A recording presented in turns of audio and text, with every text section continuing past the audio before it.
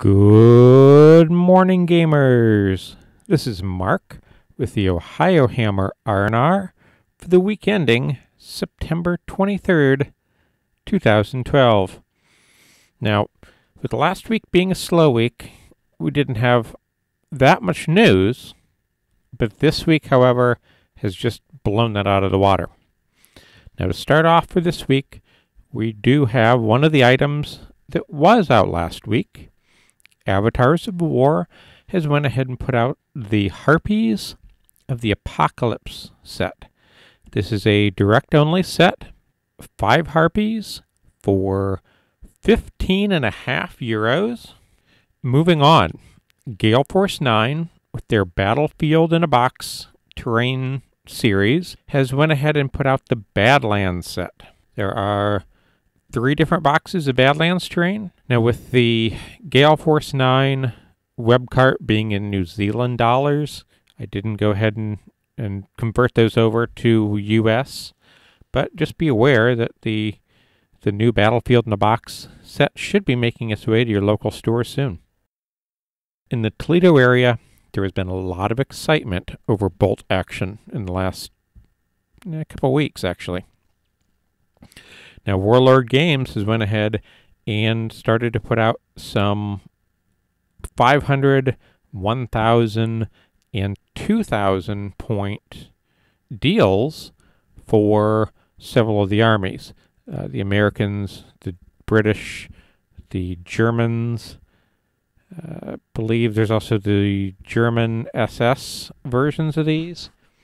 Now, the 500 point sets seem to be around $80. The 1,000 points all seem to be $120, where the 2,000 point ones tend to range about $250 to $320. In fact, the German one is $320. Now, they also went ahead and put out that their first expansion or source book will be the Armies of Germany and will be available soon. Spartan Games had went ahead and shown at Gen Con their Dystopian Legions game. Now, we do have some photos, or some renders rather, of the starter box figures. Now, the starter boxes will come with the figure. The starter boxes will come with the figure shown, as well as a deck of 26 game cards, 24 dice, bases, measuring rulers, token sheets, section activation cards, and the printed quick play rules. Now, there is no mention anywhere I found of what the average price of one of these starters would be.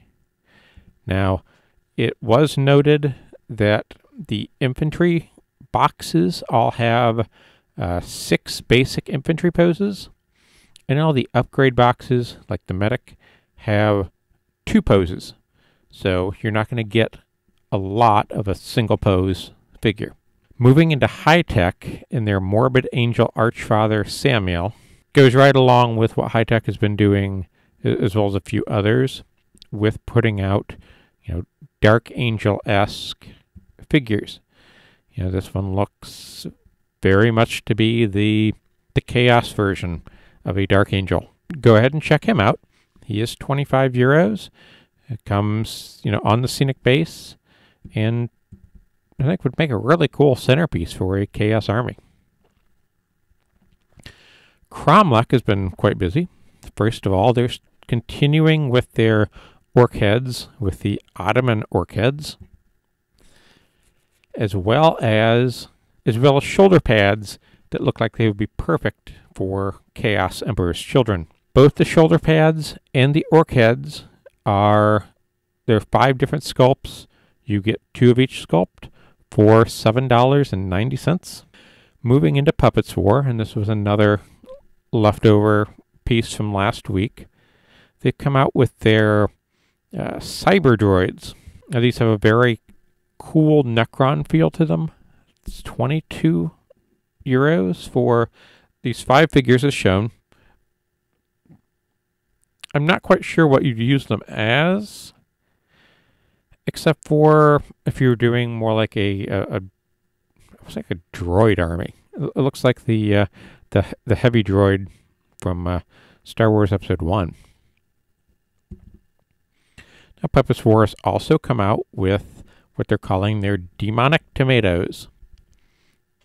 For $17.50, you get 7 demonic tomatoes, which would make excellent squigs for both Fantasy and 40K. There was also a preview picture or two around of a flyer, but I have not found anything other than just kind of a work-in-progress snippet. Moving on into Cybor. Cybor has went ahead and released the Lion Cycle. €23.10 will get you 1 Lion Cycle. This just seems a little bit over the top for me, and I think I've showed you guys this previously, but on the one hand it's really cool, on the other hand it just feels a little cheesy. But with the lion head, the lion on the front of the bike, but then there's so much etching on the bike. It's really kind of a strange feel for me. But moving on, Cybor has continued to put out their basing sets. I've managed to find pictures of 3 new basing sets, as well as 2 sets of shoulder pads for Marines. Now, the shoulder pads come 10 pads per pack for €5.40, and these appear to be one shoulder only. So you still need a normal blank Marine shoulder, more than likely on the other one. But again, it kind of gives your miniature just that little bit of flair that a normal figure won't have. Moving on with flair, Tabletop Art has went ahead and released several sets of brass etch through their web store. The first one is a rune set for about €3. They have a set of building signs for your city terrain, and the signs come in at €5.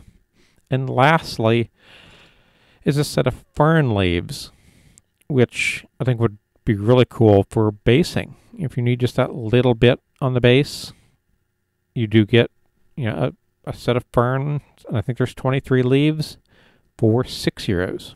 Now the next thing we got is Wrath of Kings. Now these are limited edition resin for the Hadros. Now the Friar and the Bannerman are $14.99, and the Deep Collars are $12.99 each. Now again, these are limited edition in resin. I'm not sure if that means that the game pieces, when the game actually releases, will be metal, or how exactly these will change from the limited edition to the release edition. But if you're interested in Wrath of Kings, there's another 5 minis to get you started. Now, we do have Games Day UK going on right now. One of the big hubbubs is that Forgeworld has went ahead and released, or is releasing, a Horus Heresy series. So we've gotten some pictures and some snippets from book 1, and all these prices are going to be in British pounds. The book will set you back £70, and they do include some of the Primarchs. In fact, to start off, we have Angron, the World Eater's Primarch, who will set you back £50. They've went ahead and given us the Cataract style Terminators. You can go ahead and get a set of 5 bodies for £33. And then they give you the option of the special weapons for £16, the power fists and bolters, or the power axes and bolters, and each of those kits come in at £12. And then, of course, they showed off some of the cool things you can do just mixing and matching some of the kits. Now, one of the things that has been in the artwork for the Horus Heresy, and there's been a couple alternative miniatures places who have done conversion kits for, is the Fellblade. Now, Forgeworld has went ahead and released the at least one variant of the Fellblade. This is a complete resin kit. It is not based on a plastic kit for a Baneblade, it seems. But this guy will set you back 155 pounds. Next up, we have the Space Marine Typhon. I believe I pronounced that right. Now, this will be $95. I don't know much about this other than it is based on the old style Land Raider chassis. Moving into the Legions themselves, Games Workshop has put at least the 4 Traitor Legions in here, as well as I believe the Luna Wolves. So they have went ahead and released vehicle doors for the Land Raider, the Mark IIB Land Raider, which has the Rhino doors in back, as well as the Rhino for at least the original 4 Legions. I've not seen one for the Luna Wolves yet. Then next up, they go ahead and give us the Scimitar Grav Bike. Now with this, you can get a single one for 25 pounds or a set of 3 for 70. All this, of course, ties back into Games Workshop. Putting up for pre-order the new Chaos Space Marines, which are the first 6th edition codex.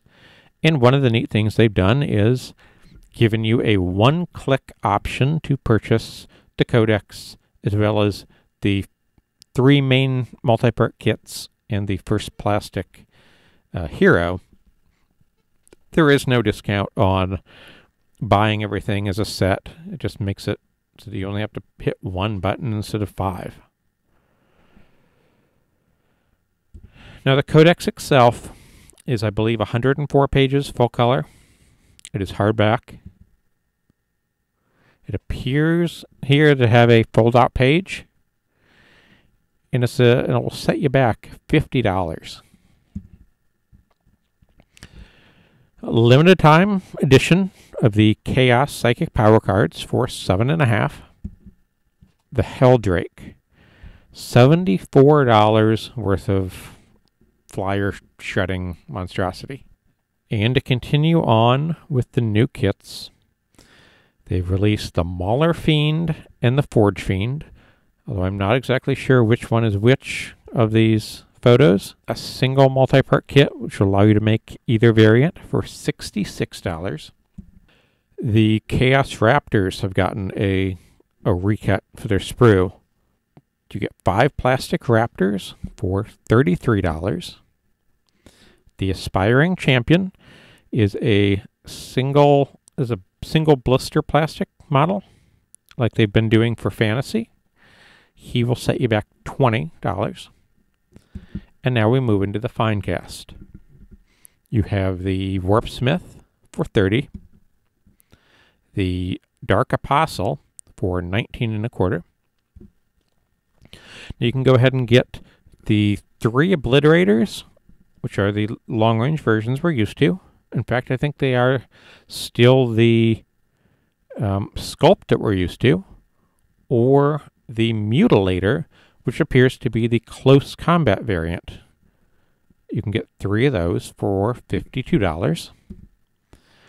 The Havocs have been turned into fine cast for $45. We'll get you 1 of each heavy weapon, and then the Sergeant. The fine cast Sorcerer for $19.25.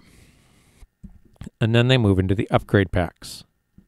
For $21, you can get the Thousand Sun Sorcerer, as well as upgrade components to make the Thousand Suns Troopers.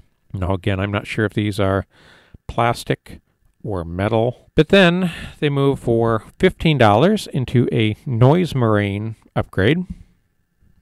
For an additional $15, you can get Sonic Weapons.